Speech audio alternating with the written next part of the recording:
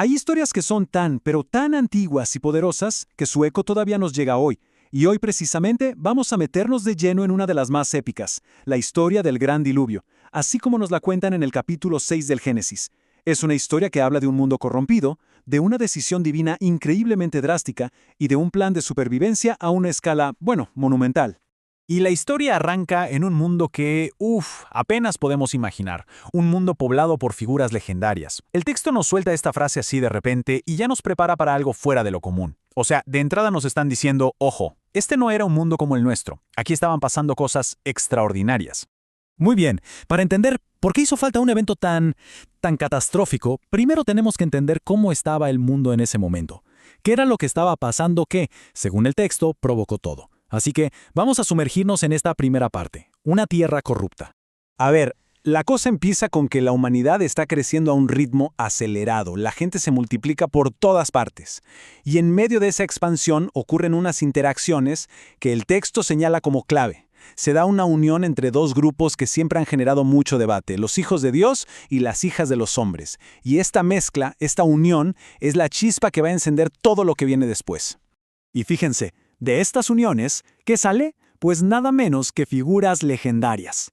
El texto los describe como valientes, como varones de renombre. Personajes que al parecer eran los héroes o las celebridades de las historias de esa época.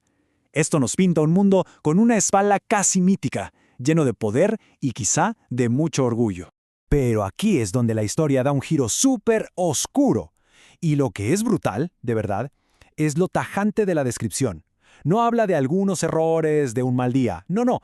Dice que la inclinación del corazón humano era, de continuo, solamente el mal. O sea, una maldad constante, profunda y universal. Este es el punto de quiebre. Y con todo esto pasando, ¿cuál es la reacción? Bueno, ahora vamos a ver cómo se desarrolla la respuesta a esta corrupción total. Y la narrativa se enfoca en algo muy humano, una reacción emocional que lleva a una decisión que va a redefinir la creación. Miren, esta es una de las frases más fuertes de todo el texto. Describe un pesar profundísimo, un dolor en el corazón del propio creador. No se describe como una ira fría distante, sino como una tristeza, casi como un arrepentimiento por el camino que había tomado su creación. Y la decisión que viene después de ese dolor se resume en una palabra muy específica y muy potente: traeré. Y esto es clave, ¿eh? No significa simplemente castigar o corregir. Significa borrar por completo, arrancar de raíz, como cuando limpias una superficie hasta que no queda nada. La palabra misma ya nos dice que el juicio que viene es total y definitivo. Y ojo, que el alcance de esto es absoluto. El decreto no solo incluye a la humanidad, que fue la causa del problema, sino que se extiende a casi toda la vida en la Tierra. Hombres, animales, reptiles, aves, todo. Es, literalmente, un reset completo de la creación terrestre.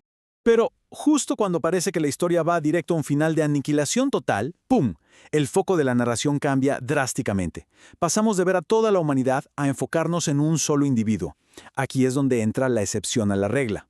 En medio de toda esta condena universal, aparece un rayito de esperanza. Una persona, solo una, Noé, es vista de una manera diferente. Y esa frase, halló gracia, se convierte en el pivote de toda la historia. Es lo que hace que todo gire, de la destrucción hacia la preservación. Y este contraste es clarísimo, ¿verdad? Por un lado tenemos una tierra descrita como corrupta, violenta, pura maldad. Y por el otro, a un hombre al que se le describe con tres características muy potentes. Era justo, era perfecto o íntegro entre la gente de su tiempo y, muy importante, caminó con Dios. Era básicamente lo opuesto al mundo que lo rodeaba. Pero claro, Noé no estaba solo en esto. Su familia más cercana, su esposa y sus 3 hijos, Sem, Cam y Jafet, también forman parte de este plan de salvación. Ellos son el pequeño núcleo a través del cual la humanidad va a tener una segunda oportunidad. Ok, entonces, si el problema es un diluvio de agua, la solución, lógicamente, tiene que flotar. Y ahora pasamos a eso, a la solución, una construcción muy específica, el arca, con unas instrucciones increíblemente detalladas para poder sobrevivir. Y aquí el texto se pone súper específico, ¿eh? No deja nada al azar. Se habla del material, una madera de gofer, que la verdad nadie sabe a ciencia cierta qué árbol era. Y luego, las dimensiones, 300 codos de largo, 50 de ancho y 30 de alto. O sea, estamos hablando de una embarcación de un tamaño colosal, claramente diseñada para aguantar un evento cataclísmico. Y las instrucciones no se quedan solo en el tamaño. Van al detalle. Tenía que tener compartimentos adentro, tenía que estar sellada por completo con brea para que no entrara ni una gota de agua, una sola ventana arriba, una puerta en el costado y 3 niveles, 3 pisos. Cada detalle parece pensado para la larguísima misión que le esperaba. Pero a ver, construir esa arca gigantesca era apenas el comienzo. La verdadera misión de Noé iba mucho, mucho más allá de la carpintería. Implicaba un pacto y una serie de órdenes muy claras para preservar la vida en la tierra.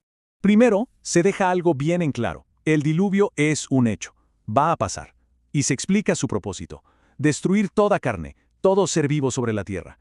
El texto es súper explícito. No hay lugar a dudas sobre lo que se viene. Y aquí está el meollo del asunto. La misión de Noé. No solo se trataba de salvar a su familia. La tarea era preservar la vida animal. Y la orden es muy sistemática. 2 de cada especie, macho y hembra. De todo. Aves, bestias, reptiles. Y claro, la parte práctica. Juntar y almacenar comida para todos durante muchísimo tiempo. Y la conclusión de todo este capítulo de preparativos es una frase simple pero potentísima. Ante una tarea que parece imposible y un futuro que da pánico, la respuesta de Noé es la obediencia. Hizo todo, absolutamente todo, tal cual se le indicó. Y con eso dejó todo listo para los dramáticos eventos que estaban por desatarse. Y así, el relato de Génesis 6 nos deja justo en la puerta del diluvio, con el arca terminada y la vida a salvo adentro. Lo que nos lleva a una pregunta central, una que se desprende de todo el texto. ¿Esta historia, en el fondo, es sobre un acto de destrucción masiva? ¿O es una historia sobre la preservación de la vida contra todo pronóstico? La narrativa tiene las dos cosas, claro, y están tan entrelazadas que han fascinado y hecho pensar a la gente por siglos.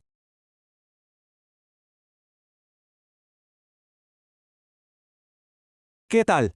Hoy vamos a meternos de lleno en una de las historias más impactantes y conocidas de todos los tiempos, el Gran Diluvio, tal como se cuenta en el capítulo 7 del Génesis.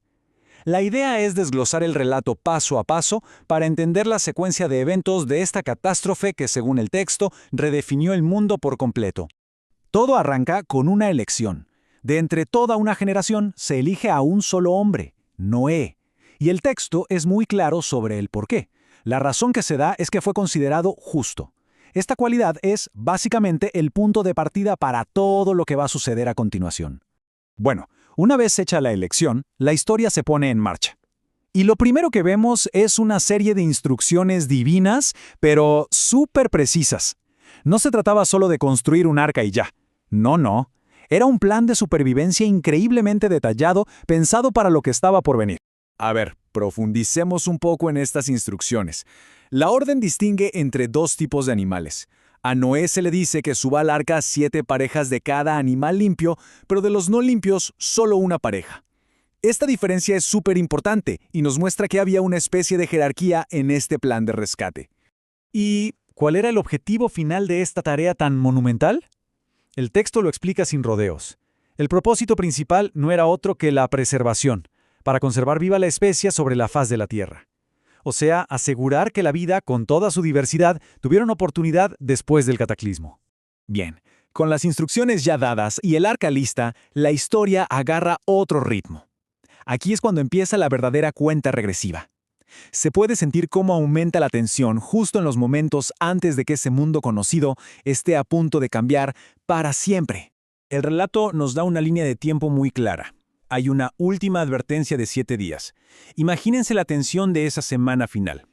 Se da la orden de entrar al arca y se especifica que exactamente al 7º día comenzaría el diluvio. Para darle un contexto temporal, el relato nos dice la edad exacta de Noé cuando todo esto pasó. Tenía 600 años. Este dato ancla un evento de escala planetaria en la vida de una persona, dándole una dimensión mucho más personal. Entonces, ¿quiénes estaban a bordo? Bueno, el grupo de humanos era bastante reducido. En total eran 8 personas, Noé y su esposa, sus 3 hijos, Sem, Cam y Jafet, y las esposas de ellos. Y junto a ellos, por supuesto, los representantes de todo el reino animal, para asegurar la continuidad de cada especie. Con todos los pasajeros ya adentro, a salvo, ocurre un último acto. Un gesto que es decisivo, que sella su destino y que marca un punto de no retorno justo antes de que el mundo de afuera se transforme por completo. Y aquí viene un detalle que es fascinante. El texto es muy específico sobre quién hace esto. No es Noé el que cierra la puerta. El relato dice, y Jehová le cerró la puerta. Esta frase, aunque corta, tiene un peso enorme porque subraya que el control de la situación estaba totalmente fuera de las manos humanas. Y entonces, sucede. El tono del relato cambia drásticamente. Ahora nos describe el inicio de una inundación de proporciones cósmicas, un evento que iba a reconfigurar todo el planeta. ¿Y de dónde salió tanta agua? El texto explica que vino de dos lugares a la vez. No fue solo lluvia. Por un lado, dice que fueron rotas todas las fuentes del grande abismo, o sea, agua brotando desde las profundidades de la tierra. Y al mismo tiempo, las cataratas de los cielos fueron abiertas. Es la imagen de un cataclismo total, agua por debajo y por arriba. Y esta tormenta sin tregua duró 40 días y 40 noches. Un número que, por cierto, aparece mucho en relatos antiguos, casi siempre simbolizando un tiempo de prueba, de cambio profundo. Conforme las aguas subían y subían, el arca, que había estado inmóvil en tierra seca, empezó a elevarse, a flotar. Esta es la imagen clave, la nave cumpliendo su propósito, levantándose por encima de la destrucción que se apoderaba de todo.